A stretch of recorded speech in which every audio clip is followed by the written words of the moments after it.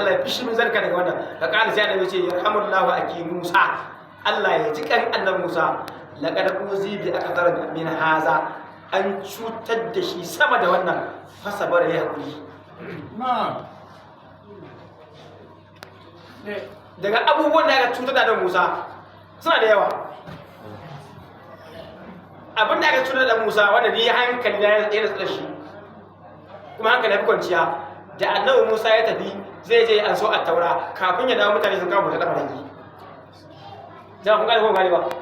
mun yi bayanin da ba da wuri ko suka kawo bauta da maraki kafin ya dawo ga annabi Haruna yana ta musu wa'azi amma akwai wani shaydani a cikin zace da shi Musa Samiri